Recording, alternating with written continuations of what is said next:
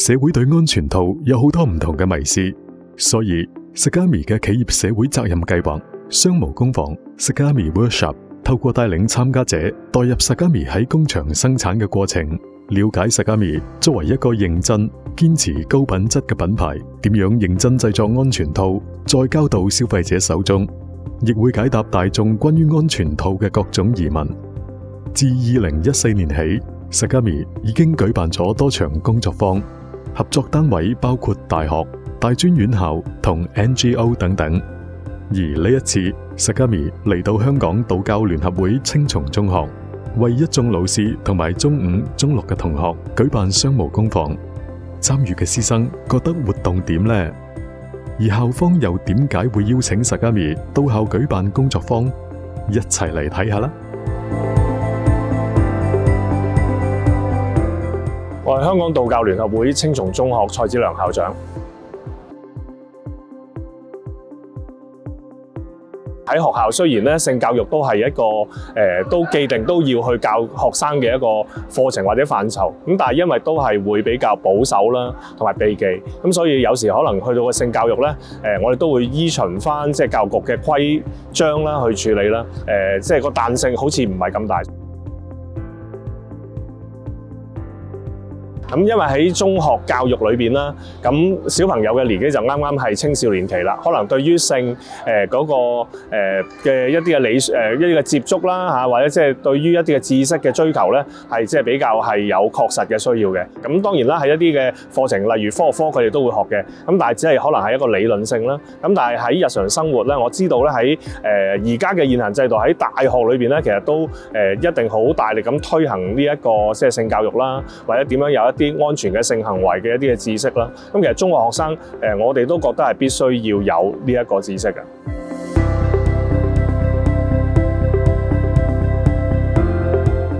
我係香港道教聯合會青松中學輔導主任黃曉玲老師。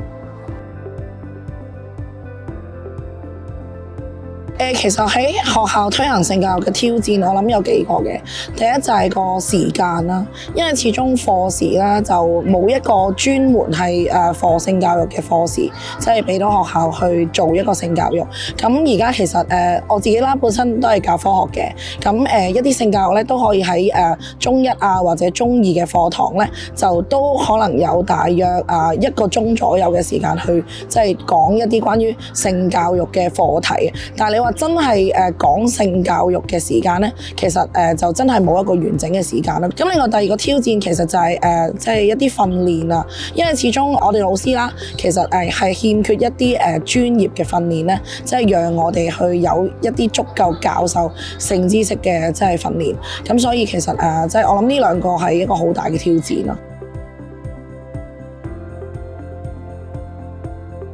其實我覺得製作安全套呢個係一個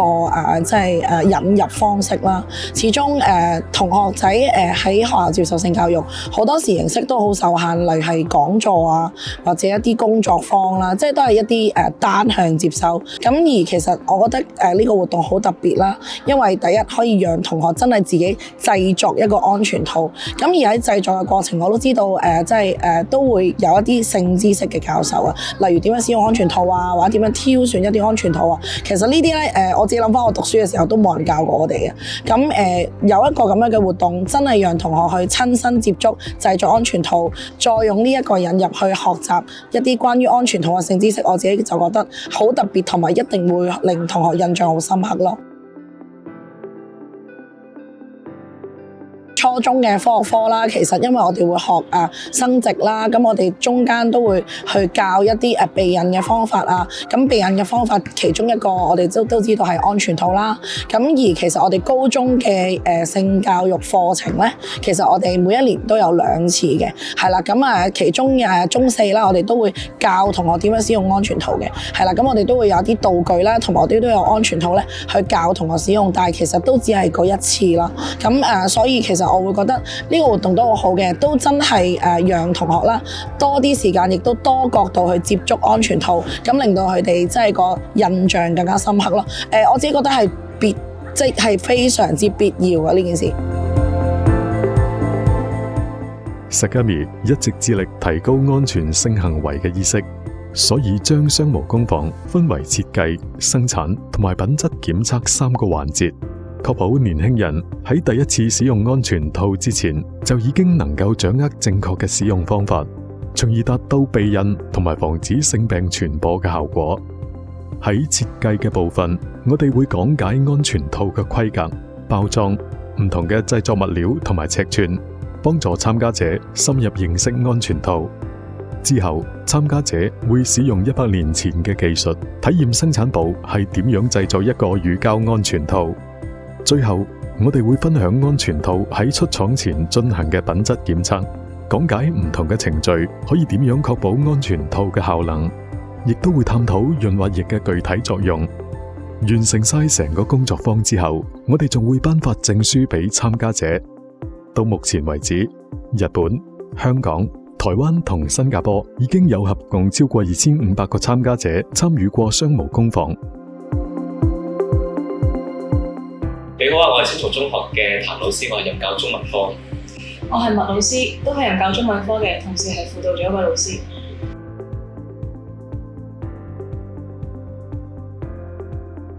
其實每一個環節咧都好深刻嘅，但係令我印象最深刻嘅咧，應該就係最尾嗰個 Q&A 嗰個環節，因為咧Henry 其實都好細心啦，咁佢從呢個避孕套嘅材質啦、個厚薄度啦、一啲迷思嘅方面啦，咁就去教我哋啲學生。可能有啲人覺得啊，會唔會越薄就越易穿咧？其實佢就用行動話咗俾我哋知係唔會嘅。咁我見啲學生咧，其實都玩得好投入啦，亦都掹得好落力。咁另外咧，亦都有介紹咗一啲潤滑劑啦、水性同油性有啲咩分別。其實呢一啲咧喺日常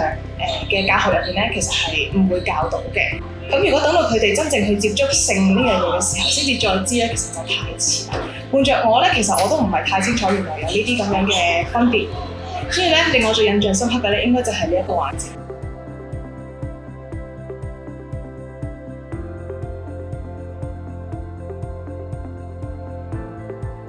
呢一種形式嘅工作坊咧，其實我認為係對同學嚟講係相當具吸引力嘅。咁啊，一般嚟講咧，啲同學係往往都係聽人哋去講解，都係一個單方面接受資訊嘅過程嚟嘅。咁對佢哋嚟講咧，佢哋都只能夠係站喺一個係好似旁觀者咁樣嘅角度去了解一個資訊，甚至乎佢哋對於一個對於嗰個當中嘅投入程度咧，亦都係相當低。佢哋會有種感覺可能事不關己啊，或者甚至乎咧冇乜動機去了解嘅。咁相反啦，而家一種咧創新形式嘅工作方法，反而俾到同學有一個機會落手落腳去做一啲嘢，咁啊喺過程中咧既有趣味性啦，亦都有資訊性，咁啊可以等佢哋咧更加投入、更加深刻咁樣認識到呢個使用安全套嘅一啲方法啊，甚至乎一啲更加正確嘅性觀念。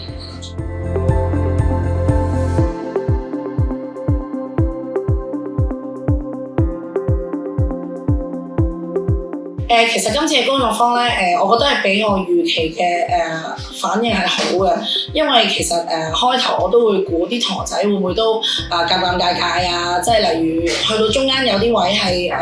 會淨拆個真嘅安全套出嚟，做一啲拉力嘅測試啊，或者係做一啲即係點樣先可以令到佢整穿啊嗰啲測試，即係我預計會有呢啲環節嘅。而其實我本身預計同學仔咧，佢哋會比較尷尬啲啦，又會可能唔肯整啊，又會可能嫌佢會可能會油啊咁樣。咁但係好多同學咧，其實一路活動嘅時候咧，都好興奮，同埋佢哋都好投入。即係你甚至乎有啲同學同我講話今次其實佢哋第一次接觸安全套，咁都真係老師啦，都真係有好認真去教授同學點樣使用啊，點樣揀尺寸啊咁樣。所以我覺得其實個效果係非常之好嘅。其實我哋學校係會繼續舉辦一啲類似呢一類型嘅手作嘅工作坊，因為始終都係頭先講過啦，以往嘅性教育其實都係比較即係單向式嘅，即係一啲講座啊、一啲工作坊啊，咁其實都係可能同學仔都係單向啲去接收。咁但係今次呢個工作坊其實係好好啦，因為頭先睇到同學咧非常之投入，其實都俾到信心我哋咧繼續舉辦一啲類似嘅工作坊嘅。同埋頭先其實有啲同學仔喺門口嗰度見到我哋今日有呢個工作坊，佢早前冇報名嘅，佢都話下次如果有機會咧，佢哋都好想參與。我絕對會推薦嘅，因為其實佢即係Sagami好好啦，佢哋成個 workshop 其實佢哋嘅內容啦都係非常之實用啦，而其實好多嘅內容咧，學校嘅老師咧係冇辦法教授到啊，即係始終專業嘅即係安全套即係嘅使用啊，或者揀尺寸啊呢啲，始終可能老師我哋自己都冇受過呢一類型嘅訓練，咁我覺得由專業嘅人士去為同學仔啊，甚至乎我哋頭先同事去講解咧，其實係相當效果相當好啊，所以其實即係我哋即係都會好推薦，即係其他學校啦。或者我哋亦都會再下年繼續舉辦呢個活動嘅。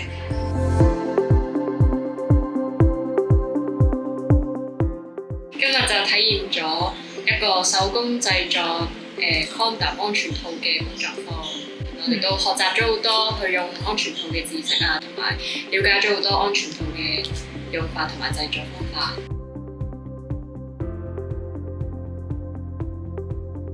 我一直都知道，同埋透過學校嘅性教課都知道安全套係有分正反面嘅，但係透過今日呢次活動又更加去清楚點樣先至去分得清安全套嘅正反面。就係我覺得呢個就係可能參加今次嘅工作坊先至可以再更細節地去知道嘅一啲知識咯。